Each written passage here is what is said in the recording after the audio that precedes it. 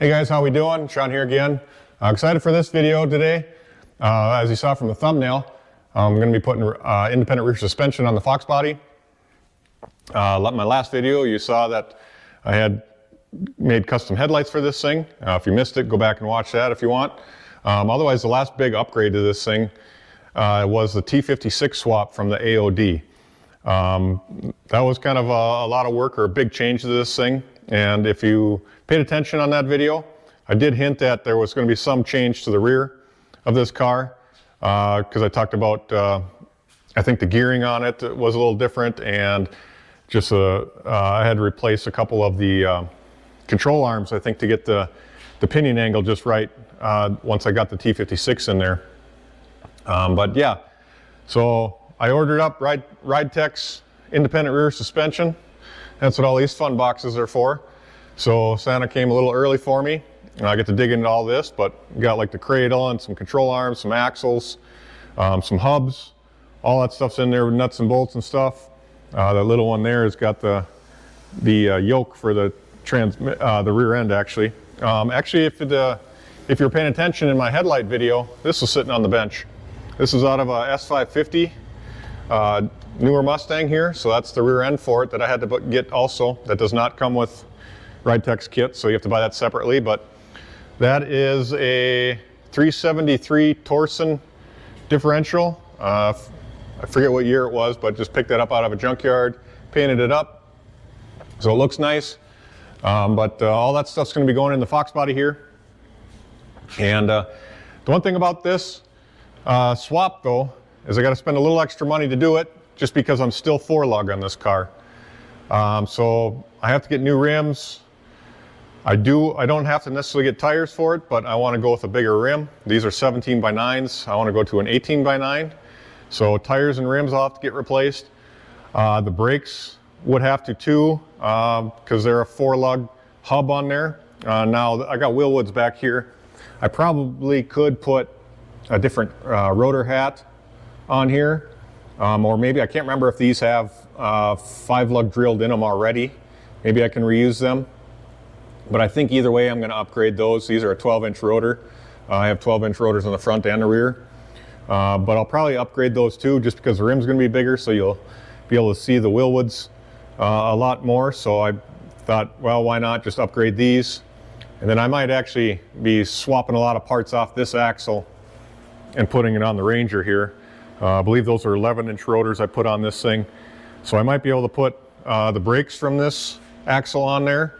And also I might steal the rear end gears out of there. This has got 327s in it right now. So with the T56 and that 6th gear is 0.5 to 1. That one over there has got, that's why I went with a 373 there. I may go to a 355. We'll see how this works out, how I like the gearing on it. But anyway, got a little off track there. But a lot of this stuff is going to have to get replaced just to fit with the 5-lug now. Also, I have to upgrade the exhaust, because the exhaust goes up and over the axle. Well, that'll be in the way for the IRS cradle. So it's got to be like an 0304 Cobra. That's what it would they recommend to put on here. But I don't know that I'm going to buy an 0304 kit to put on here, just because they're expensive. So I'm probably just going to buy some pipe and make it myself. Weld up some piping, maybe reuse these tips on here, because this is a full 3-inch all the way up to the engine. So I want to stay with 3-inch. So we'll see how that works out. We'll have to get all the IRS in there, but some of the brake lines, fuel lines may have to be moved or, swapped out or something. I don't know how much of that's going to be in the way of the IRS. Also, once everything is out, I want to get the underside of the floor pan painted. If you watched on my T56 video, I painted basically from the firewall back to about here, right in front of where the mufflers are, the front of the wheel here. And then I stopped, and I'll just paint from there back. So I may drop the fuel tank to finish that up. We'll see how that goes, but that way the whole floor is basically painted underneath and protected better. So a lot to do. And first thing I'm going to probably do is measure the ride height on here, and basically measure each wheel. And I don't necessarily have to, I suppose, just because I can adjust basically the ride height however I want it back here, because it'll be adjustable coilovers back here. Eventually I'm going to put the Ridetech SLA front suspension on here too, and then everything will be adjustable. But I figured I better measure it now because I like the ride height that it's at.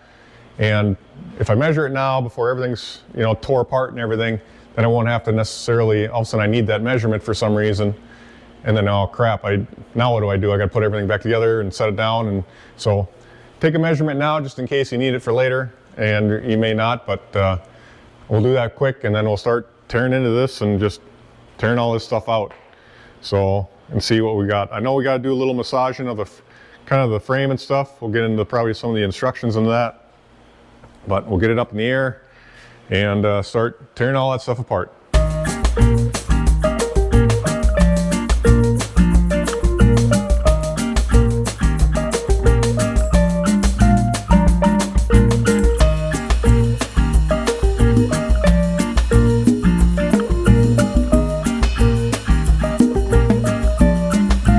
Decided to start with taking the fuel tank out because I am going to paint up underneath or on top of that fuel tank, but got the filler and all that stuff out of there. Fuel lines disconnected, that wasn't too difficult.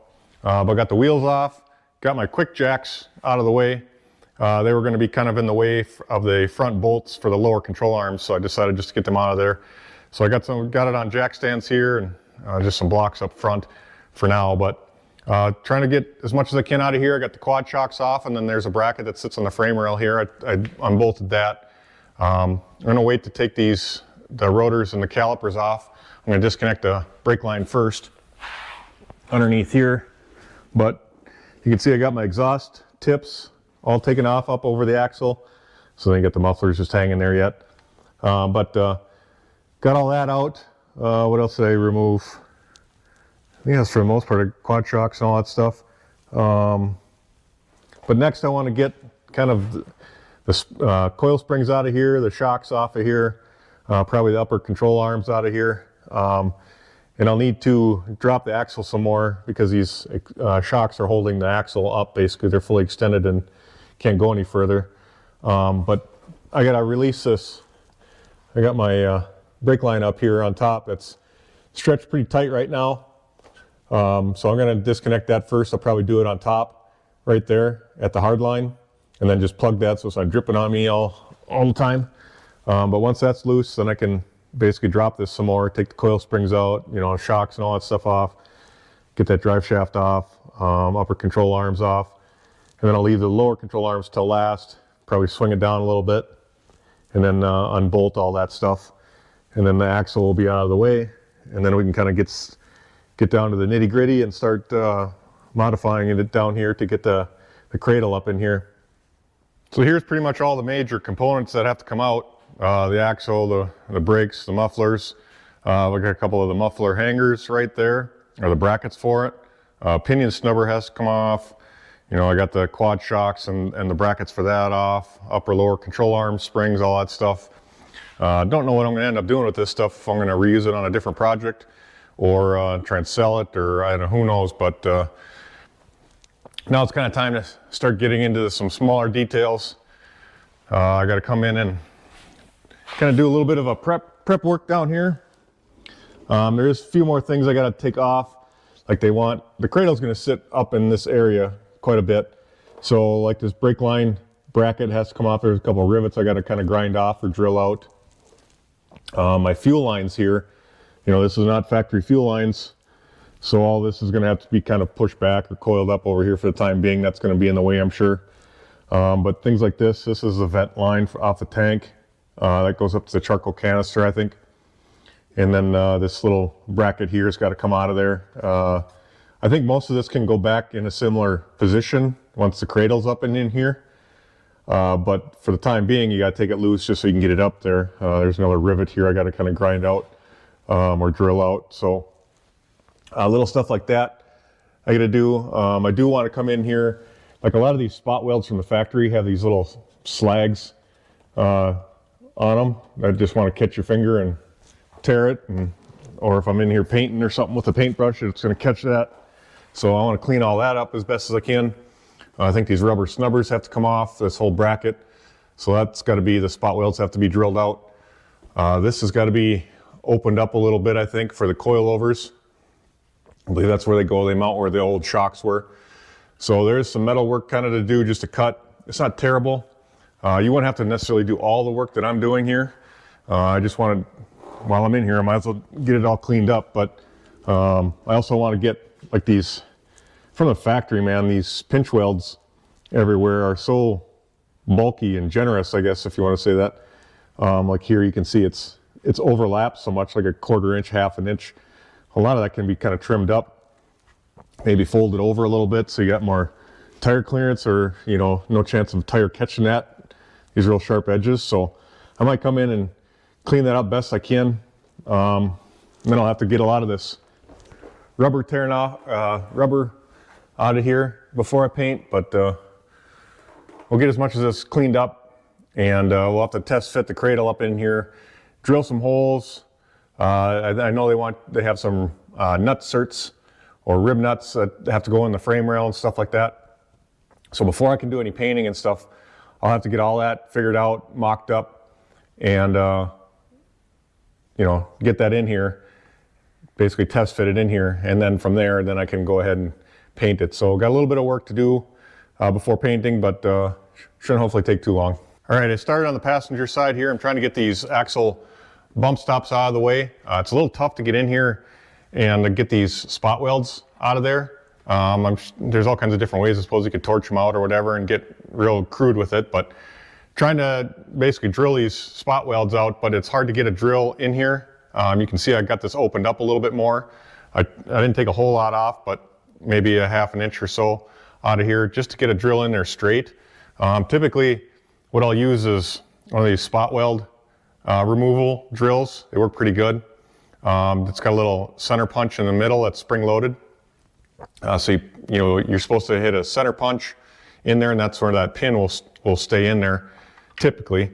And then when you push on it, it lets the rest of it drill and eat that spot weld out of there. It worked pretty slick, but if you can't get in there straight, it's not going to work very well. And then to have, sometimes I'll take a small, like 3/32 drill bit instead of a center punch. I'll drill a small, tiny little hole. That way the pin on here it can't go anywhere, it can't move around. Sometimes it wants to jump out of that center punch hole. So if you drill a hole all the way through, at least that center pin here won't move, and then you can drill that out nice and straight. But reading through the instructions, there's a lot more than I thought I was going to be cutting out of here. I kind of knew about this, opening this up, and I knew that these bump stops were going to have to come out of here, but we also have to take these, there's a couple of gussets here too on each side of the shock tower, or where the shock mounts in here. You're basically cutting it straight across here and down. So this little triangle here on each side has to be cut out. And then this, once this is kind of trimmed and then folded over, it opens all this up. But all this area down here basically has to get cleaned off. From this gusset here all the way to this bump stop over here, this all has to come off. So you can kind of, if you need more space, you can kind of cut these gussets out of here and get in here with a grinder maybe or something and get those spot welds out. But it's a little tricky just getting in there, but we'll get at it.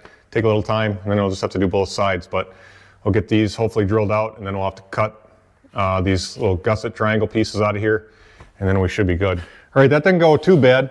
You can see I got everything cleaned off of there.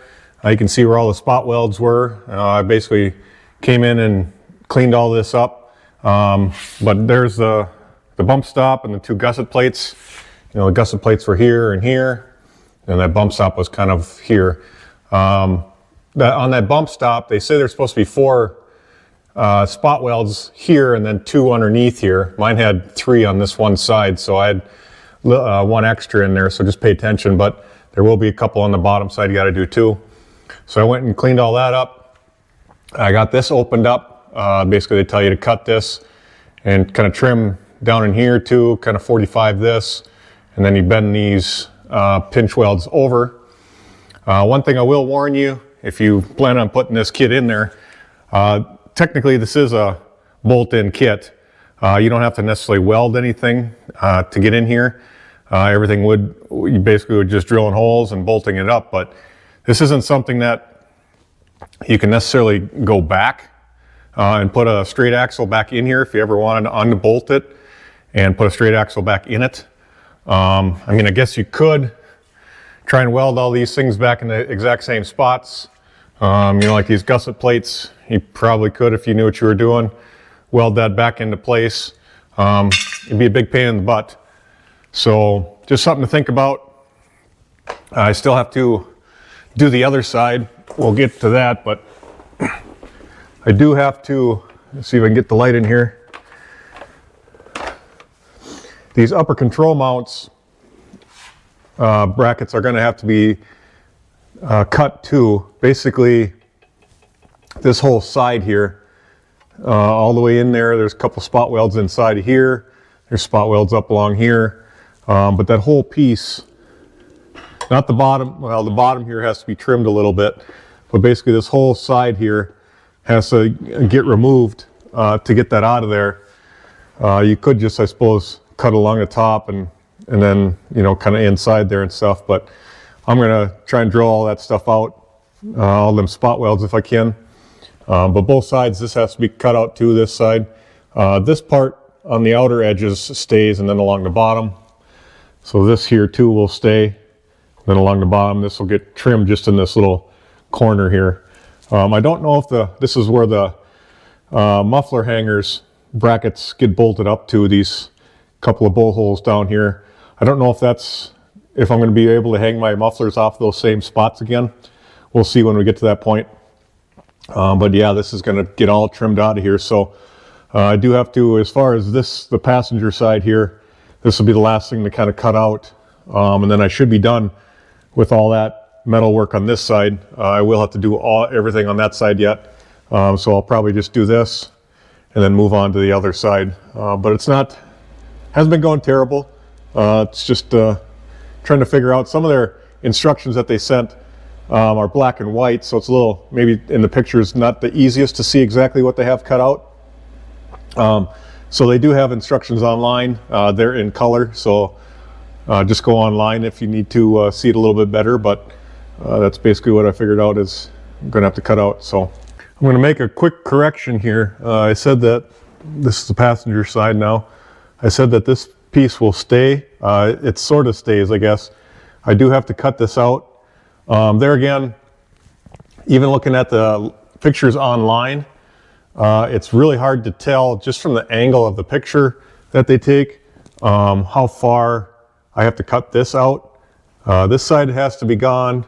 I believe it's got to be trimmed down here at that white line. Down here it's got to be trimmed a little bit, and then basically up along here. I don't know if it's going to really matter too much how deep I go with this cut and then down, but just kind of going off the picture, and even in the picture it just says make it look like this, like you see here. So honestly, it'd be nice if they had a little paper template or something we could just wrap around here and then just draw it out and then cut it. But so I'll have to cut some of this side out. Like I said, this is going to be totally gone. I'm not sure if this piece over the edge here, over the side, has to be cut out. In their picture, it looks like this is missing. But I don't know, in the background, you can still kind of, it looks like it's in a different spot. So I don't know if different year Foxbodies have these brackets just slightly different, or if they're made a little different. They, you know, just reinforced them, or if a convertible versus a coupe versus a hatchback, if they're slightly different. But for now, I'm going to leave this little piece here, but I'll trim that out. I'll trim some of the other stuff, and then I'll do the other side over here and get all that mess worked out too. And I'll just have to get the cradle up in here and just see if it hits anywhere, and go from there. But I will have to, trim some of this side out. All right, so this is a majority of all the major components in the kit. You have the main cradle there. You have the two upper and lower, or two lower control arms there. You have the two uppers here, ones that are bent a little bit more. We got the two spindles, and then the two wheel bearing hubs here. Those are actually off of an S550 rear suspension. So if you ever need to replace them, that's what they would be off of. That's kind of nice. I got the two axles here. These are also S550 axles, but they're shortened a little bit because of the width of the car. I opted for the optional rear sway bar here. You can always kind of add that later, but I figured what the heck, I know I was going to end up getting it anyway, so I might as well just get it now. And then you got the 2 coilovers here that I got to assemble. But along with that, here's a bunch of hardware and parts and brackets and braces and stuff like that, shims, all that kind of stuff that I got to go through here. First thing I'm going to have to do is I want to get that cradle test fit up in there. I have all my metal work done here as far as trimming in here, hopefully. We'll have to find out and see if I have to trim any more up inside here on those upper control arm mounts. I think I got most of that. You know, when you look at the instructions, they don't clearly tell you exactly where to cut, just kind of open that up a little bit. So hopefully that is good enough there. Got the vent line here that I don't know how that's going to run, so hopefully that's not too badly in the way. I did already, excuse me, these lower control arm mounts, they ask you to drill those out to 5/8 diameter with a drill bit. And so, you know, you have to go through the inside hole here to the outside. You can't really get up underneath here. There's a big hole here kind of to get in there, but you can't really get a drill in there, even with a 90-degree angle drill or something. You can't really get in there. So you pretty much have to come from this side. The drill bit that I had is just, I guess, a standard length drill bit. And I had it barely in the chuck, and it just barely reaches this outer hole here to drill all the way through. So word of advice there, make sure you got a long enough drill bit that'll go through all of that, because it has to go basically through the frame, through this hole, and then through the second hole.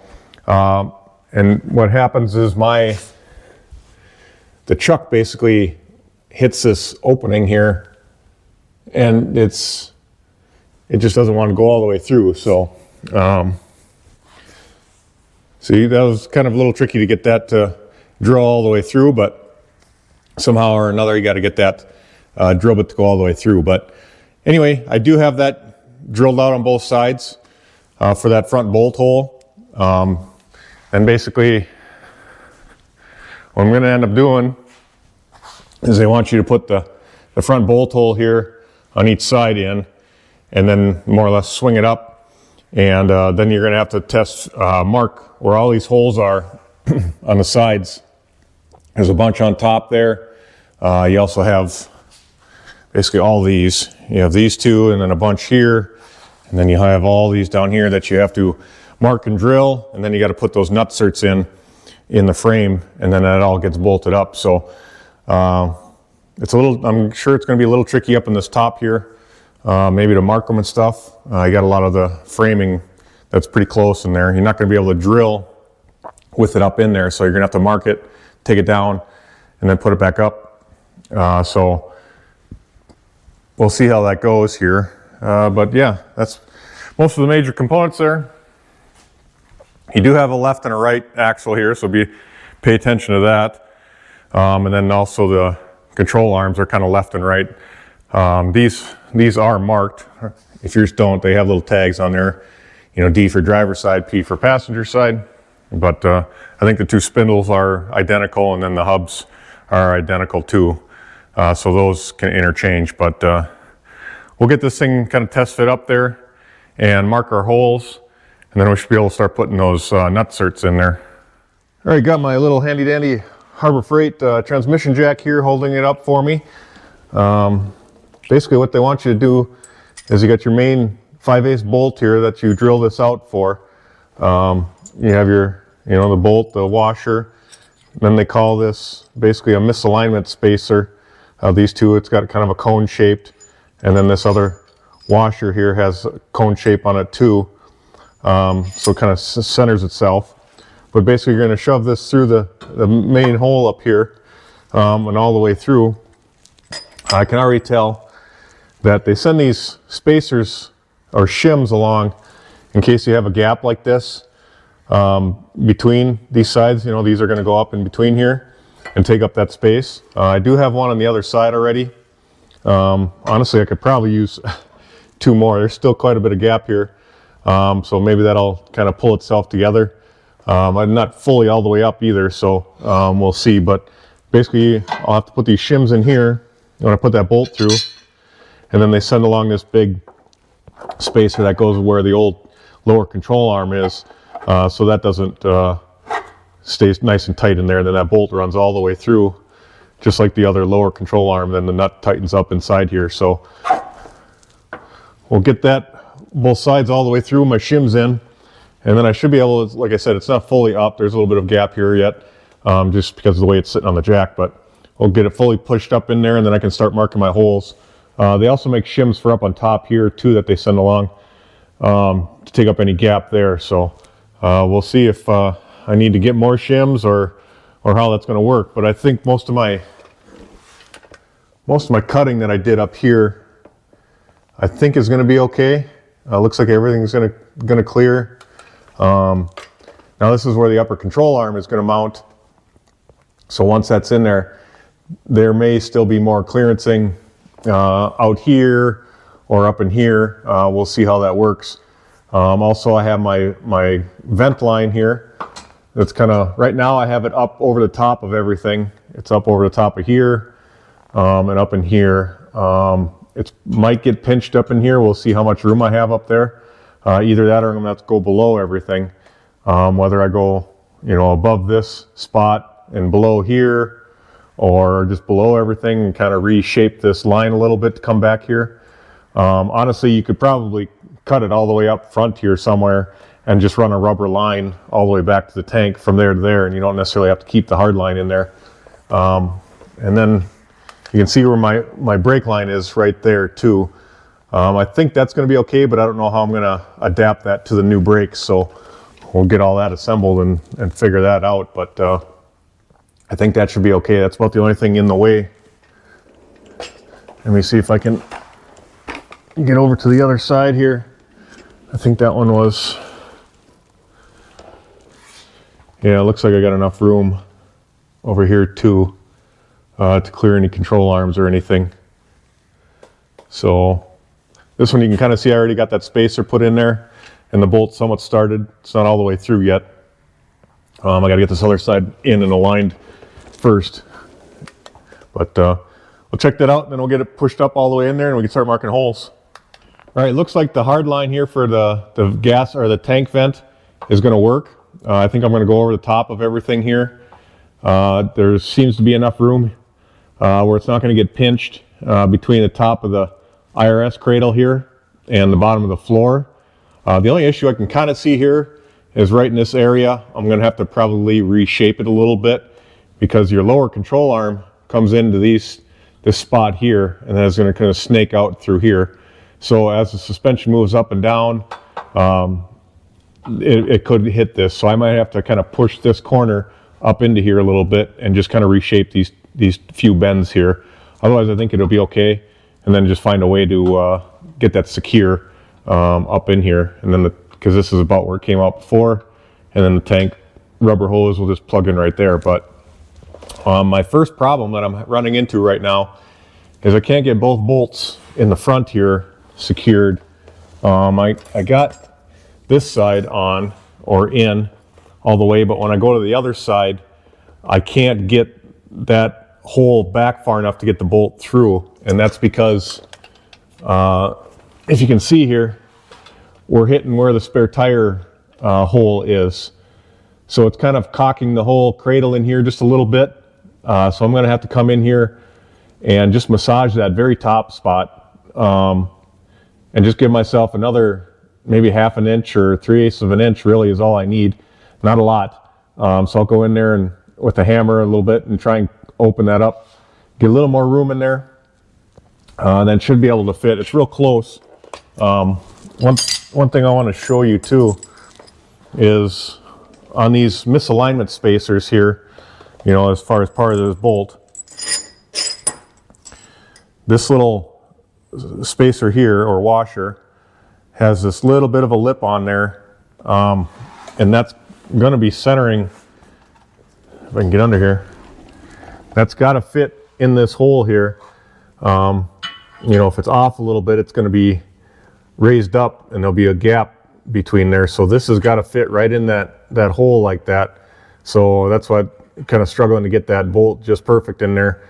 So that's got to help center that. So I'm gonna, like I said, massage that a little bit up there, and hopefully that'll take care of it, and then it'll be able to get in there all the way. I've got this thing half-assed, kind of bolted up in here and sitting up in here. Trying to finalize where I'm going to run this vent line. It should work here.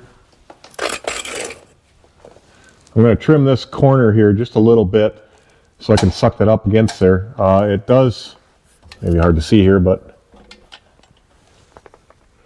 so it does go above the cradle there, between the floor and the cradle. It'll fit right there if it's sucked tight to the frame. But right here I want to trim this little corner. You can kind of see my line there. It's keeping me from sucking it tight to the frame rail here, and I'll put a bracket somewhere in this range. But otherwise, kind of bend it up into this little pocket here, and then there's plenty of room for it to go up and over. I'll probably end up just kind of zip tying it up on top here, because I don't know where else I'd kind of get a bracket up in there to keep that tight. But I want to get at least one bracket here, so I'll trim that. But my other struggle here, I've had this thing kind of up and down a bunch of times now. They kind of tell you to put the, if you need shims, put shims in here. So I'm trying to do that, and I want to mark my holes so I can put my nutserts in here. But you also have to have, if you're putting shims in there, you have to put the shims in and make sure they're aligned with all the holes all the way through, so you can mark your holes in the right spot. So the bottom here is okay. I've kind of got them sucked tight. There's still I still could use maybe another spacer or shim on each side. This has probably got more gap here. I think most of that'll kind of pull tight once you get all the bolts in and everything torqued up. I'm sure not every single frame rail is the same. Not every car is going to be the same. So whether the cradle is off a little bit or my frame rails are tweaked or just not, the greatest, because back in the 90s, these cars weren't exactly top-notch Swiss watches, built that way. They just kind of half-assed built together. They're weak, so they twist and turn and everything. So over the years, maybe this stuff moved a little bit, but so that's what I'm kind of fighting with. Like even here, the top ones are the back bolts here. It's really tight up front here, but there's a pretty good sized gap back here. So I could fit a shim in here, but it's really tight up here, and I'm gonna have to kind of wedge it up in there, pound it up in there. This side, kind of same thing. Got a decent gap there, but up in front, it's tight. Now there's a slight curve to this frame rail, so they have a slight bend in here, but with these heavy duty bars, you aren't going to get that to flex at all. I mean, that's just welded solid here, so if anything's going to give, it's going to be the frame rail, not the cradle.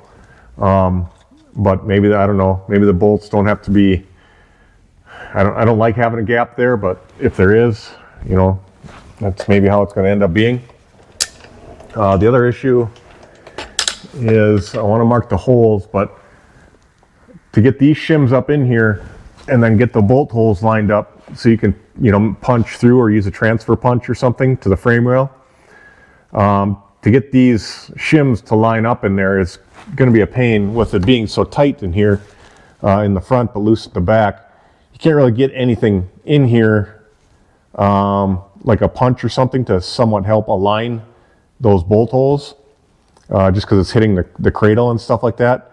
So to get them to be aligned to punch it, to mark it, even with a marker or something, is a little tricky. So I'd almost recommend marking the holes without the shims in here.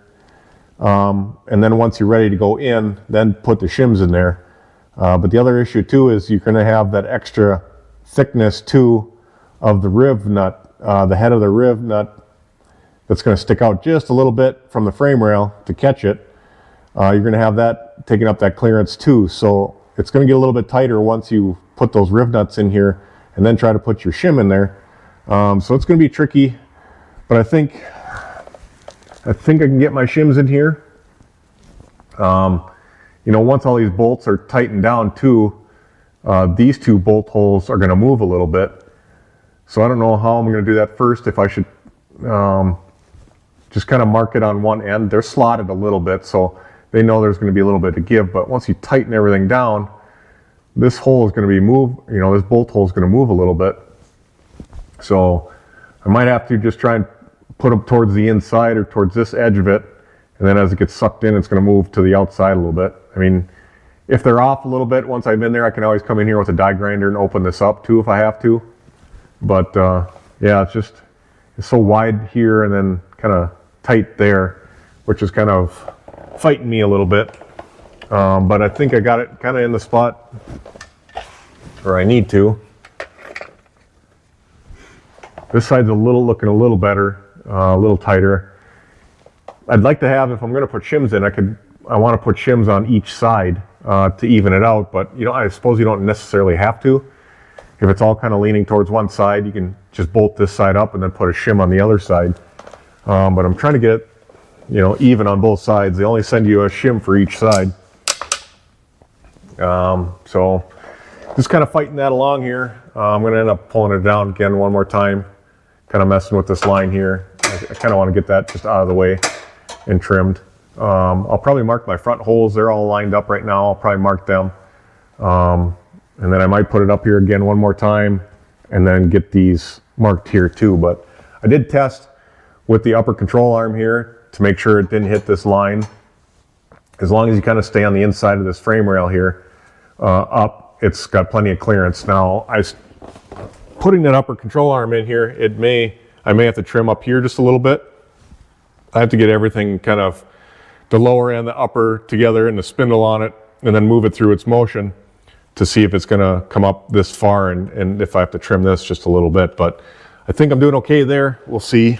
You know, I don't want to have to trim this after I paint it, so if I do, that's just what it is. I'll just repaint it, I guess. But yeah, it's a little bit of struggle, but once this cradle is in, I think it's going to go a lot quicker here. Everything from there will be kind of just a matter of bolting it all up. But all these cars, I suppose, are just slightly different, so it's just what you're fighting with. So I wanted to show you this quick. I've been installing my rib nuts here. You can see I got the 5 for the lower front on the passenger side and drilling these out. One little thing is that with this spare tire hole here, it's getting in the way of the back few drill or holes, just because you can't get straight at it. So you'll most likely need a 90-degree angle. Either that or you got to be real slow when you're drilling so it doesn't want to wander towards the back and then your hole is off. So if you go real slow, you can kind of get it started or get a small pinhole started and then just keep going bigger and bigger so it doesn't wander backwards. But this one's not as bad. You go over to this side, it's really tight against the frame rail. This has got a lot more room here, but yeah, it's going to be a pain to drill those back ones. You might have to use a die grinder or something just to get it big enough. And then also, I'll get to that here in a second, but I wanted to show there's an extra little brace in here in the frame rail. I don't know if it's going to cause a problem with my rib nuts, but you can kind of see there's a little bit of a gap between it too, but it's only about that long, and you can see it's only that high. It only goes up to there, so it must be just an extra brace that runs down on the bottom here. So to drill that, it might want to make your drill bit wander off to the side or catch, so be aware of that. For some reason, they make these two holes, they're offset. They're not lined up. They're kind of one's higher than the other. But with a rib nut, when you tighten it up, you want that to be flush on the back side. Otherwise, that rib nut's going to want to tip, and then you can't get your bolt in there straight. So I don't know if that's going to cause me problems. I don't know if that gap in there is going to suck tight with that. But going to see what happens there. I guess these other bolts, there's nothing behind there. This one might actually be there, might be something there. But these other ones, I might have to put those in first when I actually bolt it up, the cradle, and then tighten these up. You know, if these aren't the greatest, you still have all these other bolts that are going to be fine. Even the bottom ones, you still have that bracket. You can kind of see it in there. There's two pieces. So for whatever reason, they wanted to reinforce this section of the frame. I think that's where the bump stop was, the axle bump stop. So they maybe just wanted to reinforce that. But what I'm using for these riv nuts here is, if you do any amount of riv nutting or ever have, get one of these pneumatic riv nut guns. It just screws on the bolt on here. It's got forward, reverse. It works so slick. It works nice. Typically when I use these things at work, get one off here. But when I use these at work, I have a hand tool that you just squeeze, kind of like a regular hand rivet gun. But you just screw it on the end of there, and man, every time it makes it nice and straight. Whereas a hand rivet, you can get it crooked or it doesn't start right. Then you have to sit there and try and unscrew the tool out of there. And this has got forward, reverse. It works so slick. And I can't believe I haven't had one for all that time. But they do send this with the kit. Basically, you just take a regular, well, they send this extra, a little bit longer bolt, but you put a couple washers in here, and then this nut just kind of slides on here, and then it's got a little taper to it here on the end. That's the end that goes towards to center the riv nut. So you put all that together,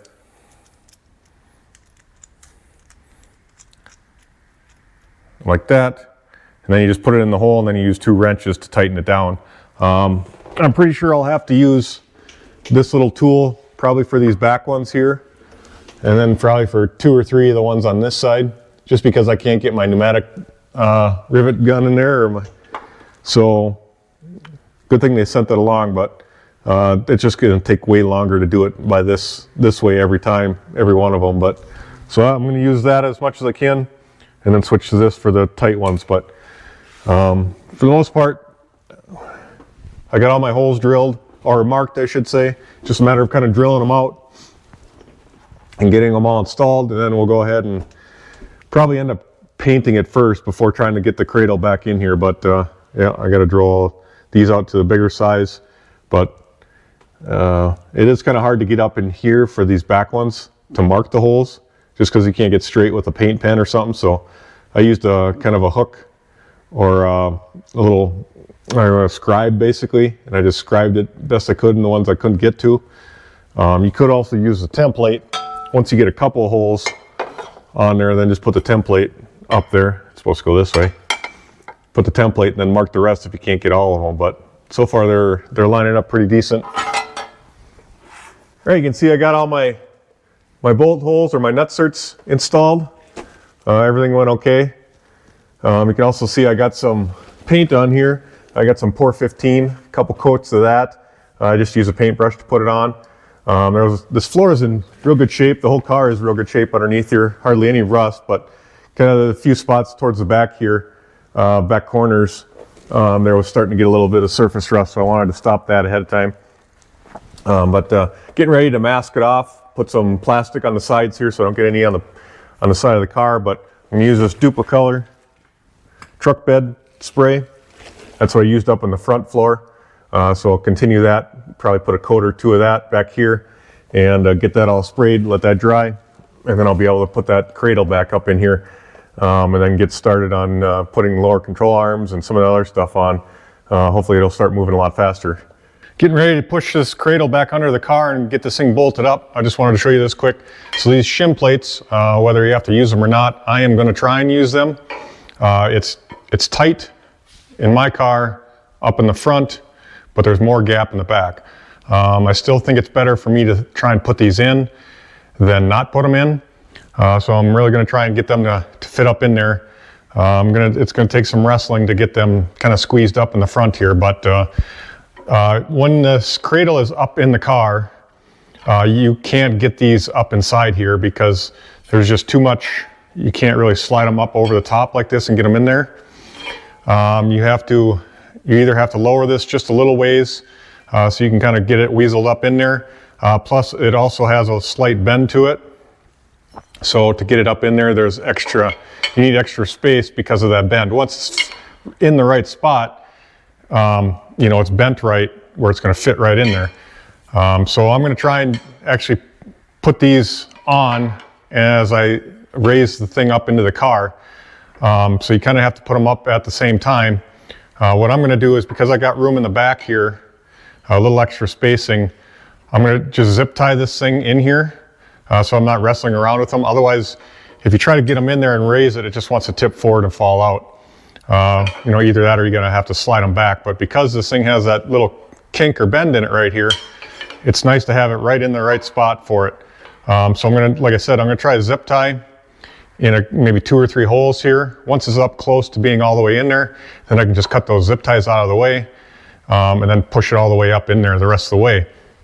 The front ones are going to be, those shims there are going to be a lot easier. There's space there. Once it's up into the car, I can then slide them up in there and get everything in there. That's a little trick I'm going to try here.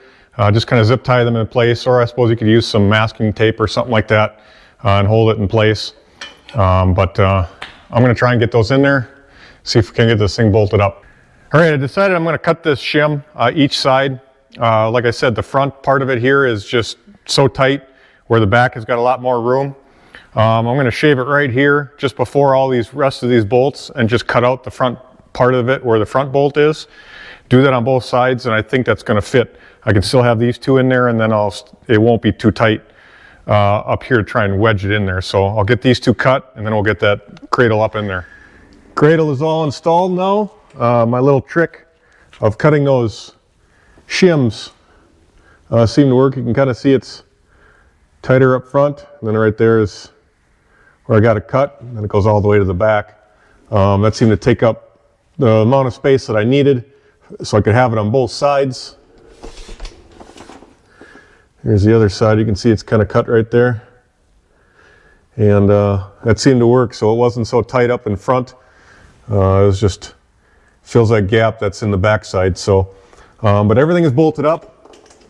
They want you to basically, the 3/8 bolts here, the smaller ones, all those get torqued to 33 foot-pounds, and then the big one on each side gets torqued to 162. Basically, you're gonna want to tighten everything as you go, almost all at the same time.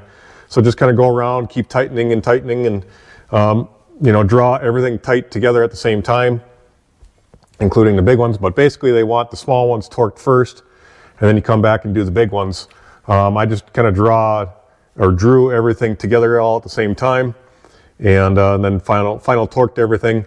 You're also supposed to use blue Loctite on all the bolts. The big ones you don't have to, but all these 3/8 bolts, put some Loctite on them so they don't come loose.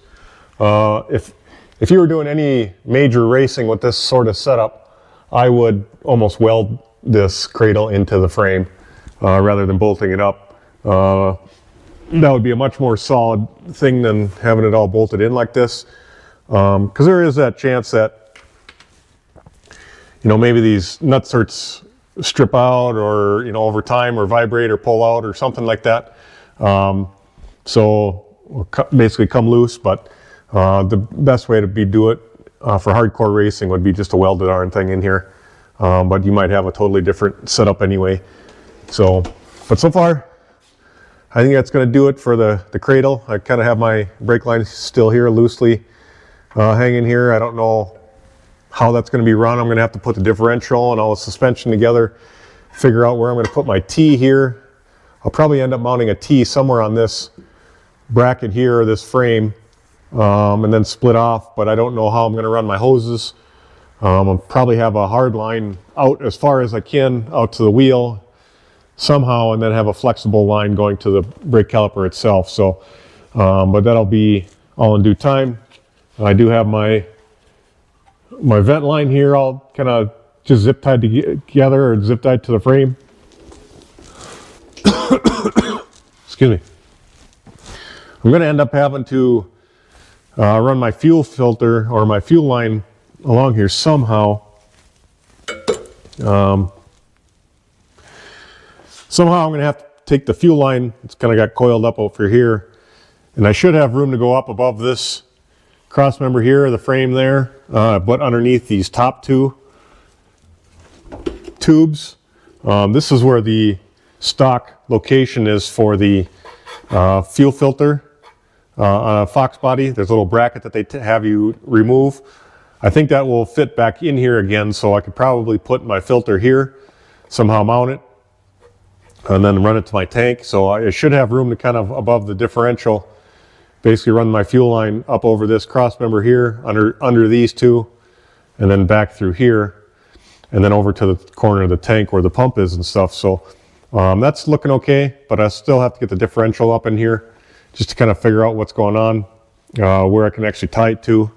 So I might be able to actually run up over this bracket here too, come up through here, over here. So, but all that's got to be out of the way, the suspension and stuff. One thing I did notice too, I got the optional sway bar. That should mount on these two bolt holes here on each side. And it's going to run across the back side and then point forward to the wheel. You can see this is a bolt hole for the fuel tank strap that runs back to here. So for the most part, you can get at it without that sway bar in the way. You can get, you know, a swivel socket or something on there to get that in there, no problem. Because like this lower control arm here should be out of the way, so you should be able to kind of get right at it through here. But if that sway bar is right here, if you ever have to drop the tank, you're probably going to have to take the sway bar down just to get that off. The other side, I think, will be okay. That's way over here. That's up a little higher, so you can get it. But that one's going to be just a sway bar, basically, is going to have to be removed if you ever want to get to that bolt. So, but now we should be able to start putting the upper control arms on. And I think the differential we can put in and kind of start mocking some of that stuff up and see what's next. All right, I got both upper control arms installed. Basically, you just gotta, they send some spacers along. They got these thick spacers, and then they have some thin ones too, and you just have to have the right combination. Basically, in between each side, you want this centered in this bracket here on each one, or each bolt. So whatever combination of thin and thick spacers in here, you just get it space so it's centered on each end, drive the bolt through, and then torque the bolts to 75 foot-pounds, and it should be good. I do have to pick up some grease zerks. I see I'm missing grease zerks for this upper ball joint and also the cotter key for this castle nut here. The lower control arms and everything else, the tie rod ends, they all came with grease zerks and cotter keys and stuff like that, so that shouldn't be too hard just to pick a couple of them up, one for each side, and it should be good there. But I can install them way later on. So, but next I should be able to get that center diff in there. So we'll get that bolted up there and see what that looks like. Then we might be able to start to see how I can run lines, my fuel lines through there and brake lines and stuff like that. But we'll get that next here. All right, getting ready to throw the differential up in the car here. And while it's out, I figured I'd point out a couple things. If you go on Ridetech's website, they basically go in the description of the IRS assembly. They go into different parts that you may need for this build, and this is one of them here. This is the drive shaft yoke. This is made by Sunex. As far as I can tell, there are two different ones. The part number is off by one number, but the difference, as far as I can tell, is in these S550s where this differential comes out of, if it's an automatic, this has a different pinion flange than if it's got a manual in it. So double check to make sure. I think the difference is the bolt circle, which means how wide or big this circle is here. So double check to make sure you know what you have before ordering this part. They're just slightly different, so they may or may not fit, but I will have to have the drive shaft shortened up a little bit. So as far as I can tell, it's just a matter of kind of cutting it shorter. I don't have to have the whole tube or anything replaced for a different size, but this should bolt right up like that. So that'll be nice once that's done. And once this is up, then I can actually measure the length of the drive shaft. But to get this in here, they sent along this bracket right here. So I got that assembled on here. They say just to kind of have it loosely on there for now until I get it up in there. One thing I'll have to attach this vent line somewhere, just put a little hose in a vent and tie it up to the cradle somehow. Another thing is, I don't know, this could be, my fill plug is right back here. You can just kind of get to the bottom of it here. So I don't know if that's going to be a huge pain once it's in the car to fill and, I think draining it will be fine down here. but to fill it, it might be a little tricky too once it's all up in there. Last thing I kind of wanted to show you is they sent along these little spacers here, or sleeves. These go on the bolts. I'll show you, grab my flashlight here. I already got the rear 2 bolts in. If you have your fuel tank up in here, this may be a little trickier to get these bolts and sleeves up inside of there, but those are kind of the rubber bushings or mounts for that. The other mounts are up here in these 2, so I still have to put the sleeves in those 2 and this one back here. But there's 2 of them per bolt, so they sent along 8. So I don't know why they didn't just make 1 long sleeve, but they make you have 2 in there, and you put little anti-seize on them and slide them in there. And then the bolt just slides through the center of them. But so make sure you put those sleeves in there, otherwise it's going to be a little bit loose. And I just got to get this differential up in here, and then I can get the front bolts attached to it, and then get all the bolts tightened up on it. And then that should be it there. But yeah, you can kind of see it's right at the fill plug there at the bottom, and that fill plug is going to sit. That fill plug, I think, sits kind of right about here behind the bracket. So I don't know, maybe I can at some point drill a hole through here or something like that to get to it and get a straight I don't know, a tank I guess will be in the way here too, but we'll see once it's up in there.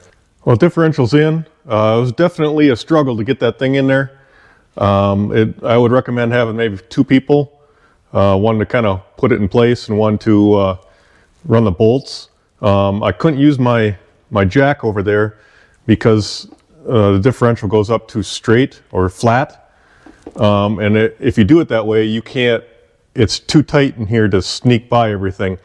You have to get the rear end of the diff up in there first and then flip the front up. So on a jack, it's too tight. Basically this bracket is what's in the way that you bolt onto it. But otherwise you couldn't get the diff up in there and then try to put that bracket on. That would be even more of a pain. So you want to have that bracket on there before you go up in there. But you just have to tip the back in first and then flip it up. You can kind of see how these are angled a little bit. And that's, I'm sure, why. So you got to get kind of past this lower control arm mount. And then also they don't have, everything's pretty tight up in here. It's quite the jungle gym. But this back bolt for the brace, once you tighten that up, it's right up against the trunk floor here, or the spare tire. You can just get an open end wrench in there to tighten that up. Even these bolts here are the nuts to tighten them up. They're a little tight, but you can get in there fairly decent on those. And then the front one is right there. And then the front, it's a little tough to somehow get it wrench on there too, just in the right spot. Can't really get a socket and ratchet in here, so you have to go from the other side. But everything is kind of tight up in here. Just not a whole lot of space for all this stuff to be in there. I should be able to get to the fill plug no problem right now. I'll probably end up, once I get the axles in, I'll fill it up. But you got to remember that my exhaust is going to be coming right through the same area here too. So depending on how far to the side I put my exhaust, or if I put them down the center, that still might be a pain to get up in there because you can't run the exhaust out to the sides. It'll be in the way of the suspension. So they pretty much have to come, real close to the cradle on each side. So we'll see if that's going to be a huge pain in the butt. You can kind of maybe get through here. I thought about notching this bracket a little bit so you can get right from the back side, but you also have your tank right here.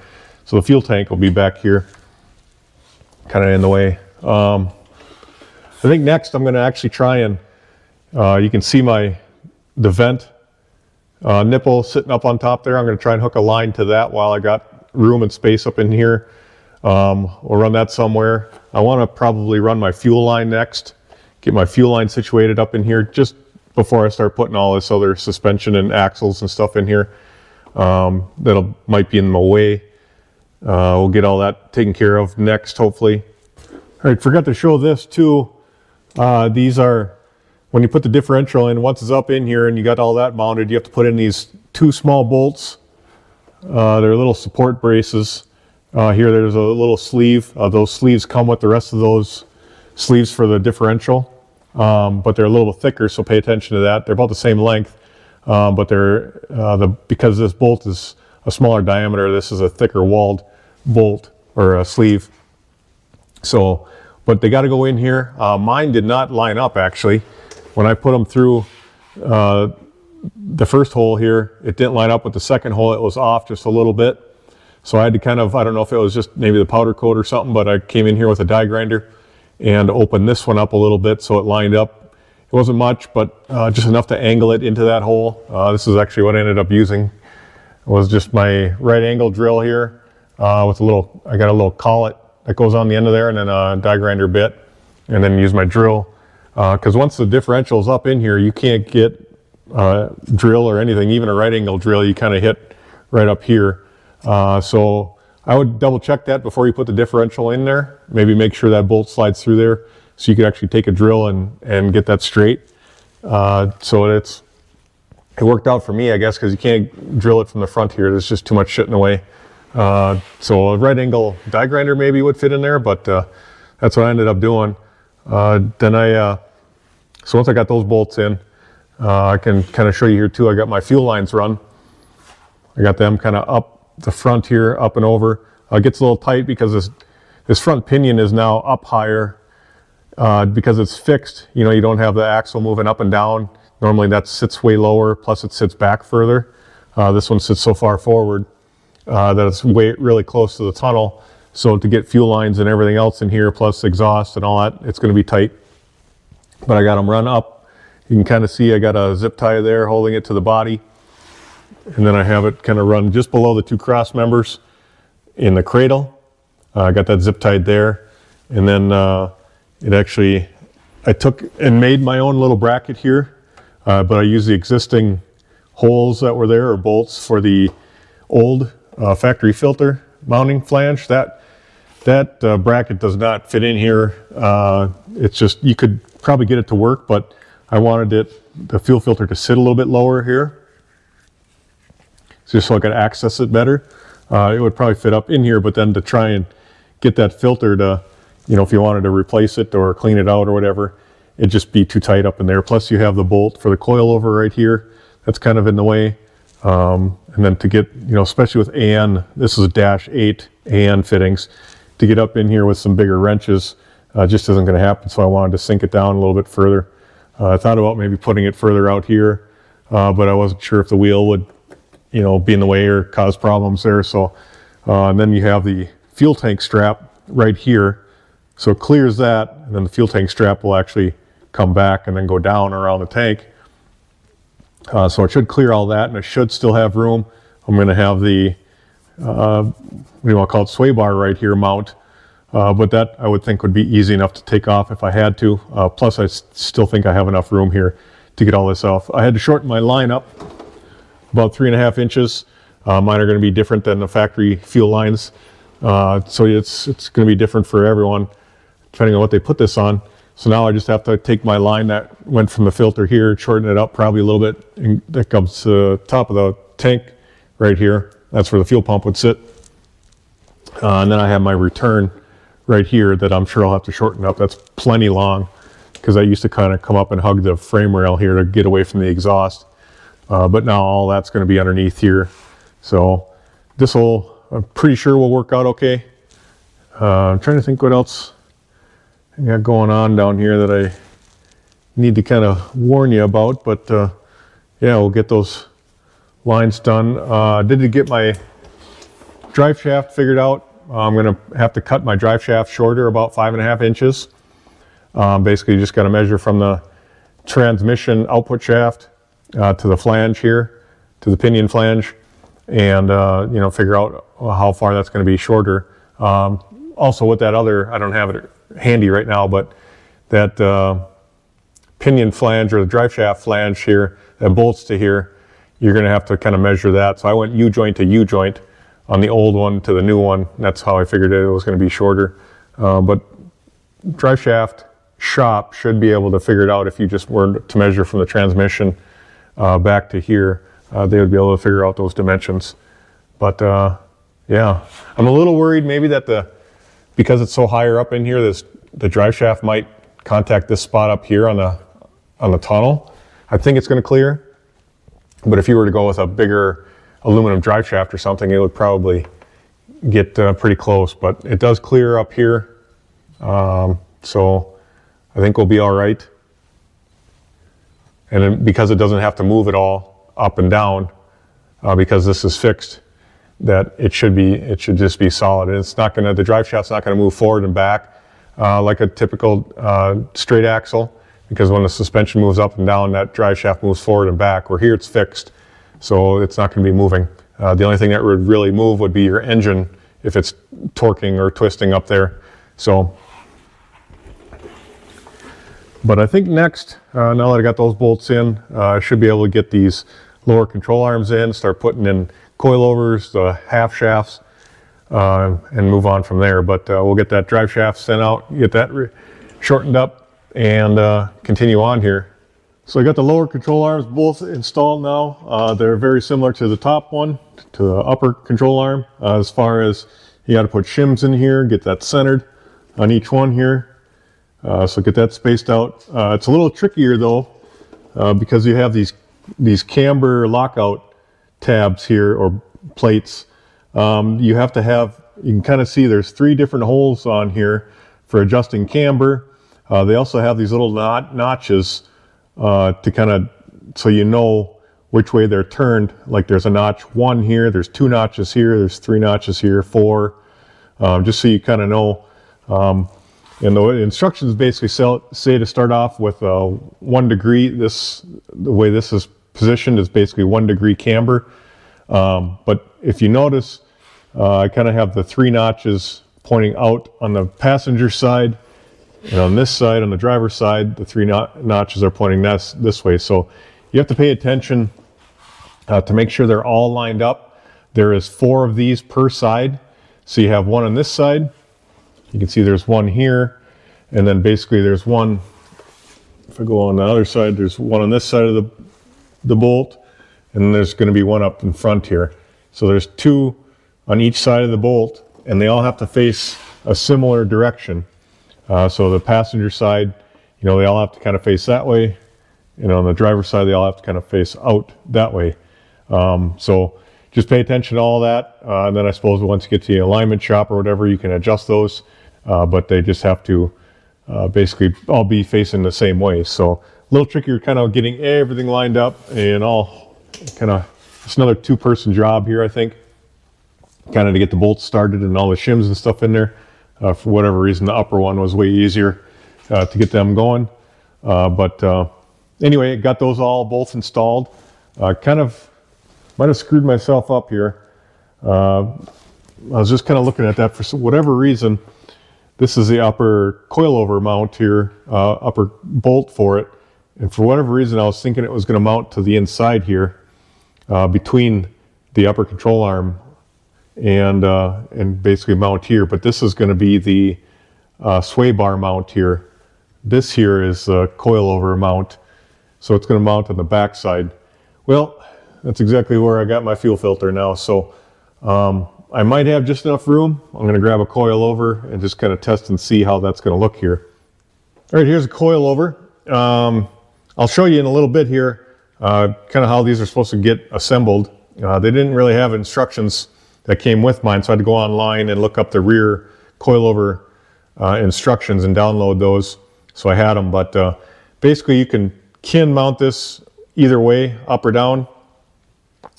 They basically say to kind of put it's easier to have the adjustment here for the rebound on the bottom, and I think that's about the only way I can have it anyway, because if I turn it this way, it doesn't quite fit down in here real well.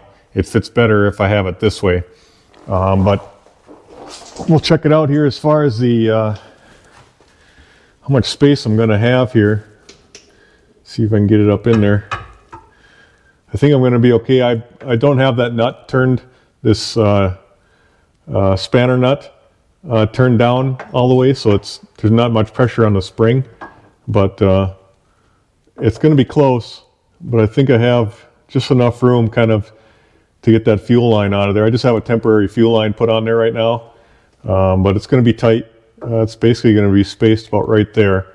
So I think I can tie up that return line a little bit better. And I think there's going to be enough room here next to the coilover and the filter. I can kind of tweak that bracket a little bit too. But I don't, the top mount isn't going to be moving a whole lot. Once the spanner nut is set to where I need it to, it's not going to move up and down. It's basically going to be the bottom side that's going to be doing all the moving around. So I should be okay there, where I'm not going to have interference or rubbing through those fuel lines. But until I get this all assembled, we won't know, I guess. But kind of might have screwed myself up there. So I might end up redoing my fuel lines because I'm not redoing the coilovers. All right, I figured before I fully assemble the coilover here, I figured I'd kind of get it mocked up on here and just kind of run it through its travel, see if I'm going to have any issues kind of up here of it hitting. So I got the spindle mocked up on here, and I kind of loosely bolted up the shock or part of the coilover. You can compress this by hand. So I'll just kind of show you, I'll run it through the travel here. Oops.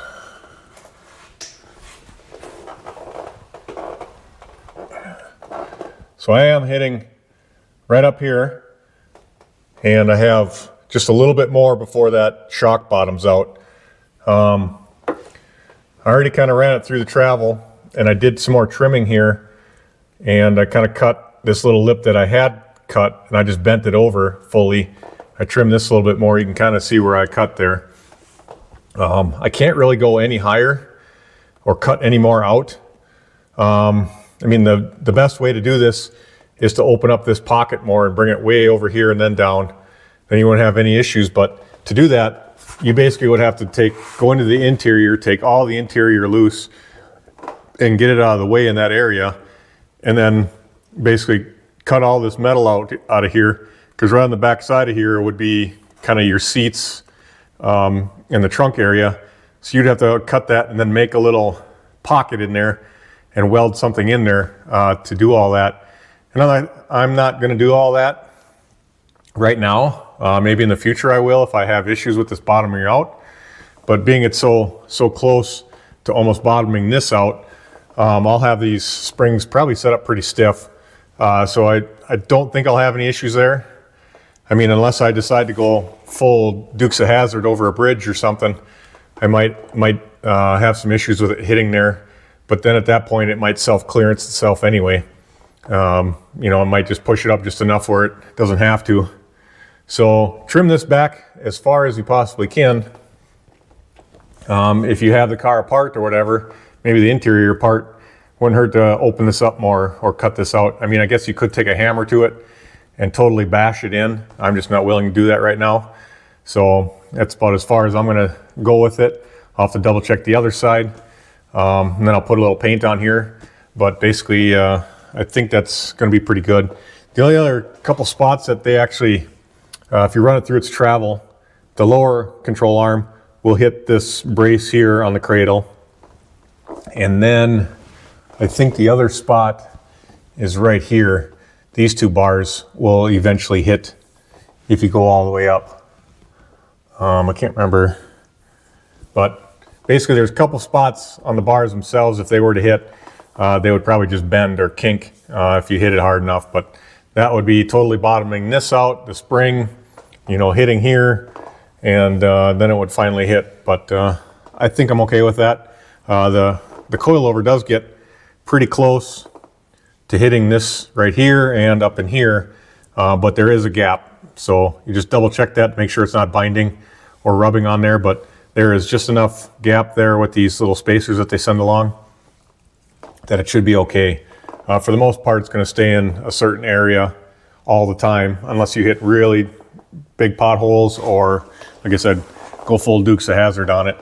And so I'll double check the other side, but otherwise I can get the coilovers fully assembled and get ready to start putting the axles and finalize the hub on here to spindle and get the coilovers in. All right, the coilover isn't that difficult to put together. You can kind of see I got one done already. Basically, kind of one of the first things you want to do is you want to get this adjustment knob taken off of here, because that's going to get in the way of the top washer. So turn that in clockwise all the way till it stops. And then there's just a little torque screw that holds it on. Kind of hold the knob as you take the screw out. Don't lose the screw.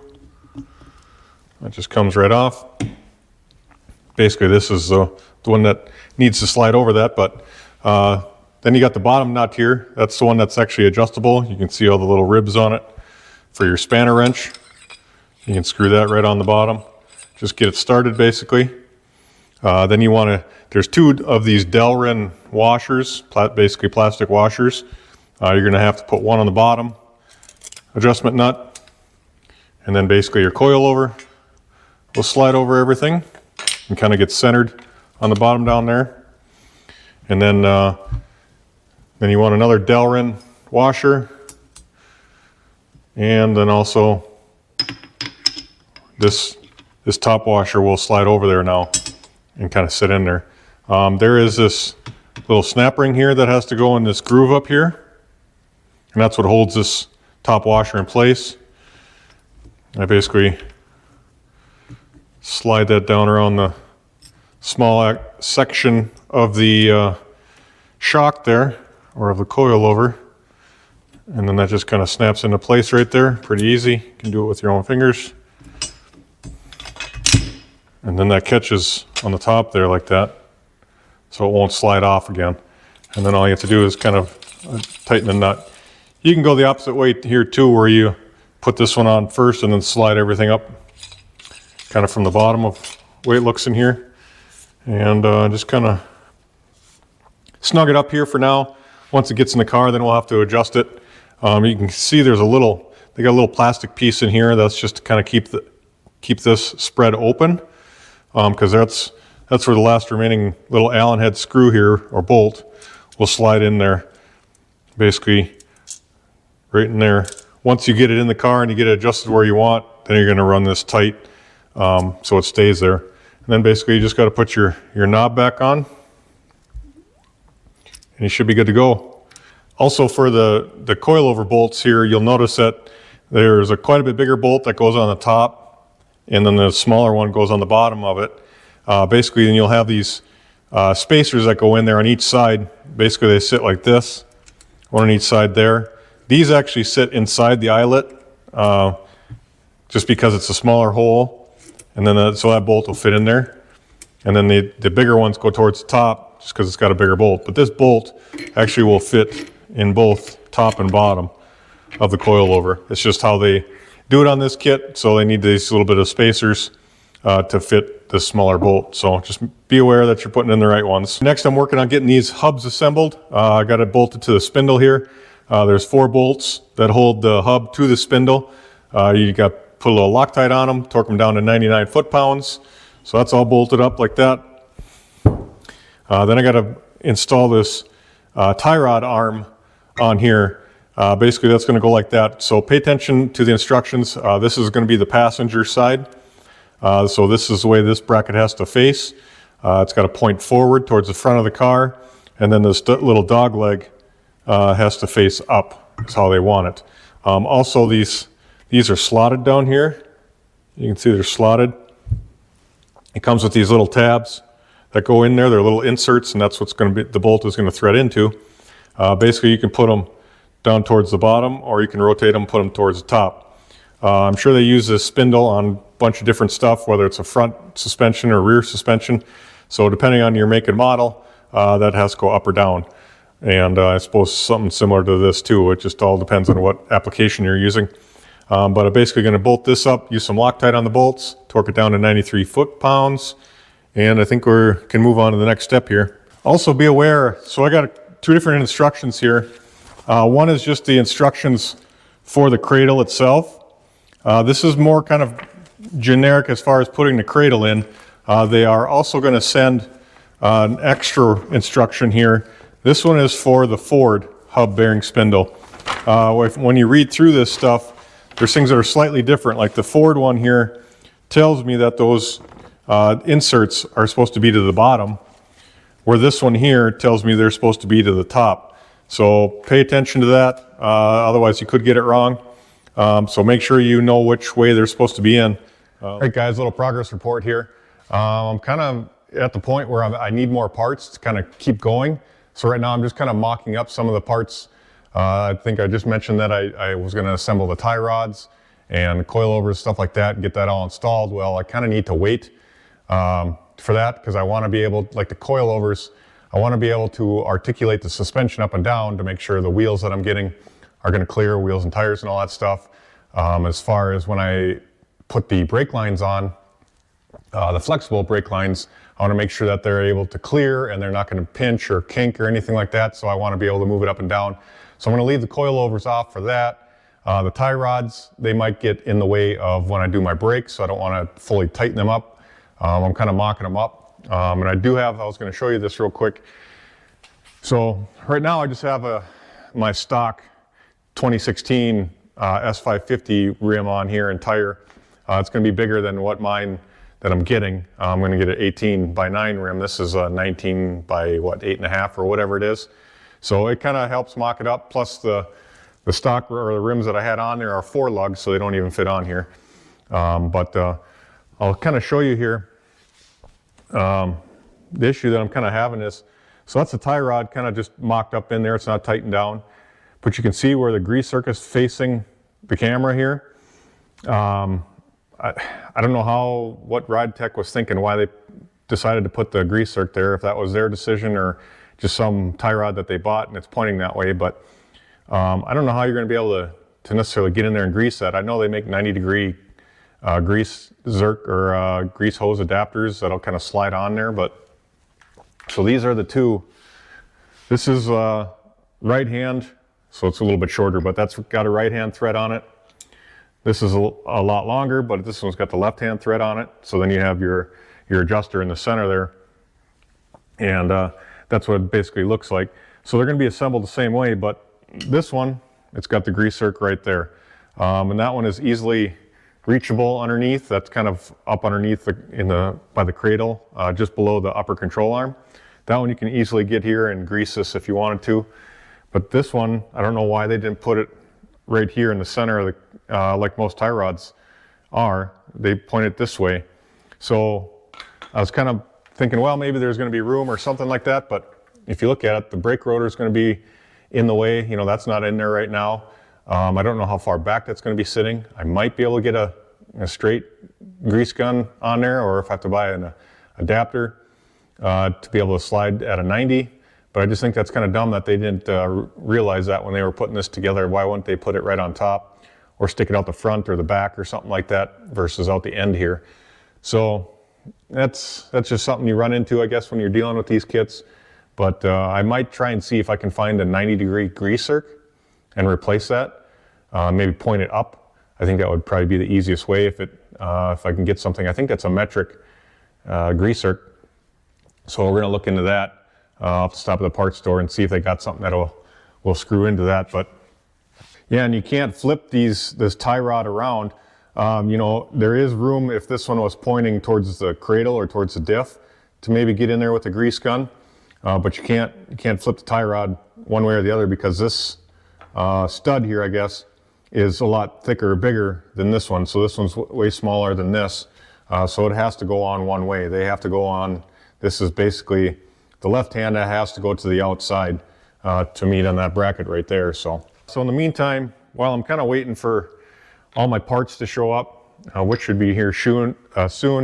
I have the drive shaft being made right now. I'm still waiting for that. I'd like to get that in there.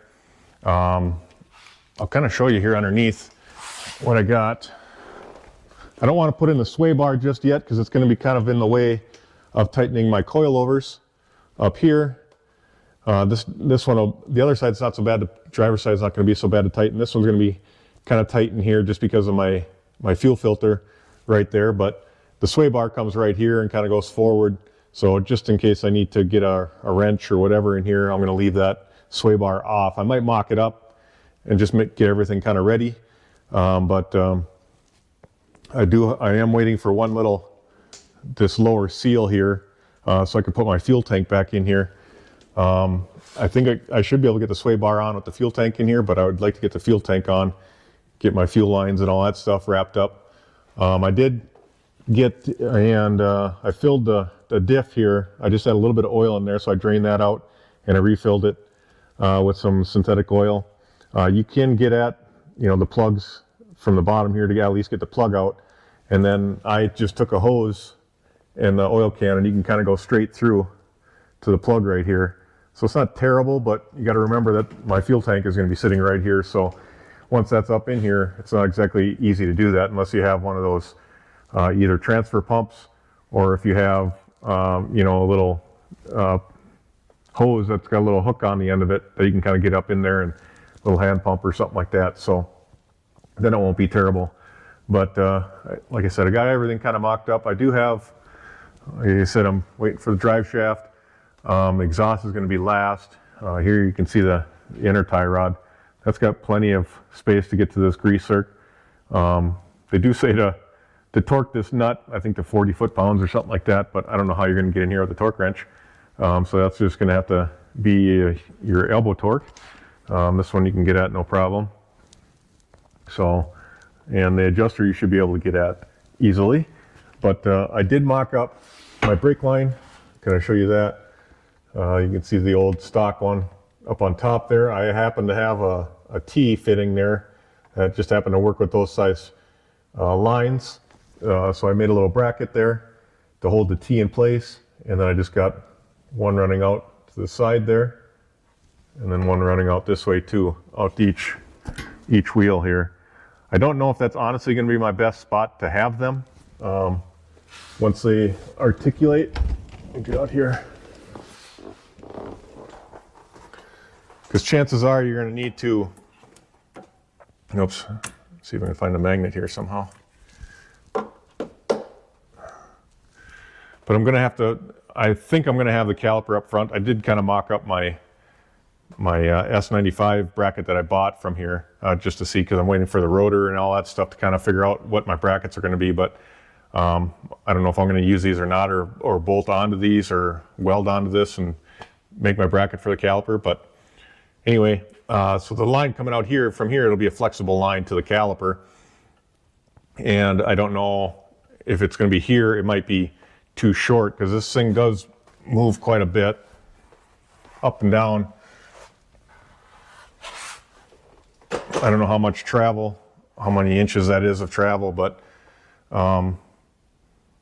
if I have the line coming out this way at a 90 or something, I don't want it to hit the arms.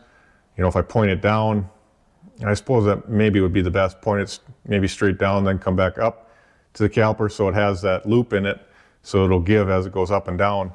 I can kind of point it forward. You got to remember there's going to be a tie rod in here that might be in the way of that line. If I go to the back with the caliper, then I would have to maybe run it around or run it up front here, something like that. So I got to figure all that out. I also have to get a parking brake caliper on here somewhere too. And that stuff is supposed to be coming this next week. So we'll figure that out hopefully. But that's probably going to, the brakes and the exhaust are probably going to be in a different video. But I at least wanted to get this run out here and get that mocked up. All right, guys, I think I'm going to end the video here. Until I get more parts in, I'm kind of at a standstill. So my drive shaft should be here pretty soon. Hopefully my rims and tires will be showing up soon. My brakes should be here any day, so I can get that kind of mocked up and figure out what kind of bracket I'm going to need. I did go ahead and mock up the sway bar on this thing, and I realized that the driver's side bolt for the fuel tank strap is basically, the sway bar's in the way to get at it. So you have to take the sway bar down just to get that one bolt out for the fuel tank strap. So another reason I'm leaving that off for now. But more to come on this thing. Next video should be hopefully brakes and stuff like that. I'd also got to do exhaust eventually, but that'll come last. So appreciate you watching. We'll see you next time.